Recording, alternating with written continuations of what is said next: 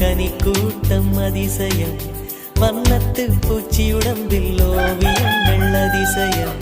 துளை செல்லும் காற்று மெல்லிசையாதல் அதிசயம், குருநாதர் இல்லாத குயில் பாட்டு அதிசயம், அதிசயமே அசந்து போகும் நீ எந்த அதிசயம், கல் தோன்றி மண்